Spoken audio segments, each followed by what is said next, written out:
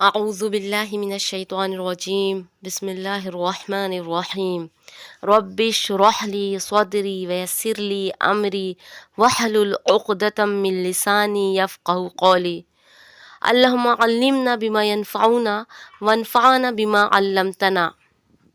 زیر نظر آیت یہ سورہ آل عمران کی آیت ہے۔ اس آیت میں اللہ سبحانہ و تعالیٰ نے اسلامک ہیرو بننے کے ٹپس بیان کیے ہیں۔ اسلامک ہیرو بننے کے لیے آپ کو بہترین پوشاک اور بہترین جویلری اور بہترین شوز کی ضرورت نہیں ہے۔ زیر نظر آیت میں اللہ سبحانہ و تعالیٰ نے کچھ اعلیٰ قسم کے اوصاف بیان کیے ہیں، اور یہ وہ اوصاف ہیں جس کو کوئی بھی مومن مرد یا عورت اپنا کر وہ اسلامی ہیرو بن سکتا ہے۔ جی ہاں، وہ اوصاف کیا ہیں؟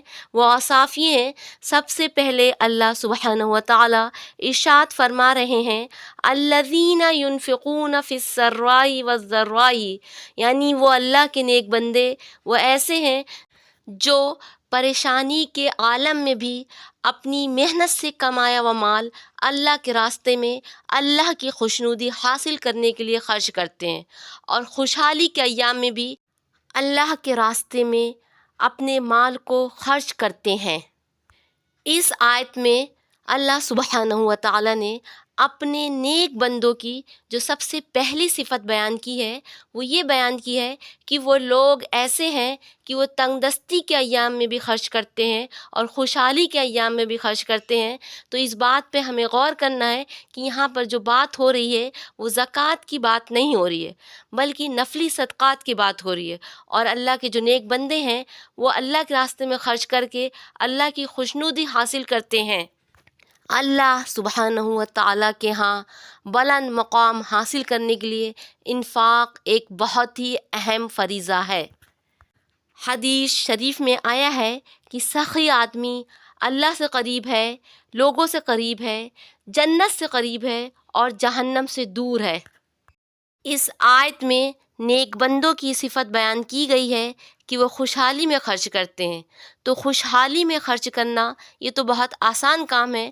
حقیقی آزمائش تو اس وقت ہوتی ہے جب انسان اللہ کے راستے میں پیسہ جب خرچ کرے جب وہ خود اس کا محتاج ہو، اس کی خود ضرورت نہ پوری ہو رہی ہو، اور اس کو کہیں سے کچھ میسر آئے تو وہ اس مال اور اس رقم میں سے اپنی ضرورت پوری کر کے تھوڑا سا بچا کر وہ اس کو آگے اپنی آخرت کے لیے ذخیرہ کرے اور وہ اس کو اللہ کے راستے میں خرچ کر دے۔ یہ بہت ہی اعلیٰ اور عرفہ چیز ہے۔ اسی وجہ سے اللہ سبحانہ و تعالیٰ نے ایسے لوگوں کی اس آیت میں تعریف کی ہے۔ تنگ دستی اور محتاجگی کے عالم میں مال کو خرچ کرنا، اس عالم میں مال کو خرچ کرنا جب آپ کو خود اس کی ضرورت ہو، اور پھر اپنی ضرورت کو کم کر کے اللہ کے غریب بندوں کو پیسہ دینا، یہ ایک ایسی عادت ہے جس کو اللہ سبحانہ و تعالیٰ بہت محبوب رکھتے ہیں اور بہت پسند فرماتے ہیں، اور اللہ تعالیٰ نے اس کی تعریف کی ہے۔ حدیث شریف کے الفاظ ہیں اتقوا النار ولو بشق تمر، کہ آگ سے بچو، جہنم سے بچو، اگرچہ کھجور کی گٹھلی ہی خرچ کر کے کیوں نہ ہو۔ ذرا سوچئے کھجور کی گٹھلی کی کیا اوقات ہوتی ہے۔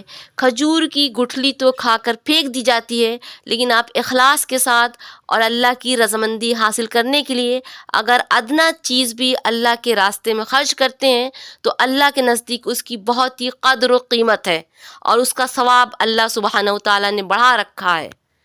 اللہ سبحانہ و تعالیٰ کو وہ صدقہ بہت پسند ہے جو داہنے ہاتھ سے دیا جائے اور بائیں ہاتھ کو خبر نہ ہو، یعنی خفیہ طور پر اللہ کے راستے میں پیسوں کو خرچ کیا جائے، نام و نمود اور شہرت حاصل کرنے کی غرض نہ ہو۔ آگے اللہ سبحانہ و تعالیٰ ارشاد فرما رہے ہیں والکاظمین الغیظ، یعنی وہ نیک بندے ایسے ہیں کہ وہ غصے کو پینے والے ہیں۔ غصے کو پینا وہ ان کی عادت میں شامل ہے۔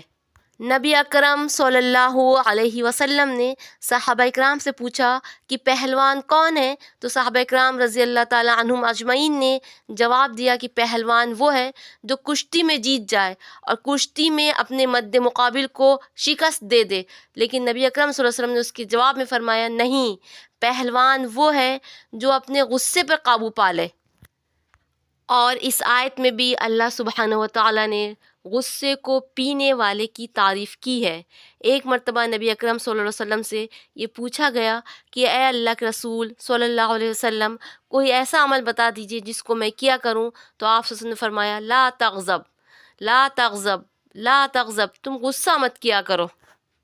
غصہ ایمان کو ایسا کڑوا کر دیتا ہے جیسے کہ ایلوا شہد کو کڑوا کر دیتا ہے۔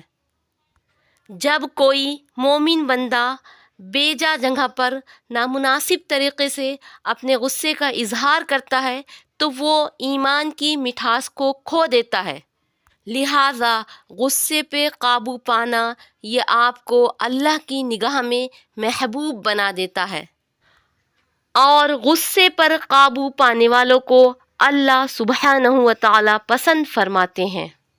آگے تیسری صفت اللہ سبحانہ و تعالیٰ ان نیک بندوں کی یہ بیان کر رہے ہیں، والعافین عن الناس، یعنی وہ نیک بندے ایسے ہیں جو لوگوں کی غلطیوں کو معاف کرنے والے ہیں۔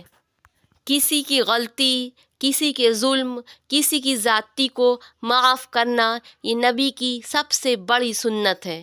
نبی اکرم صلی اللہ علیہ وسلم نے اپنی پوری زندگی میں کبھی بھی اپنے نفس کے لیے انتقام نہیں لیا۔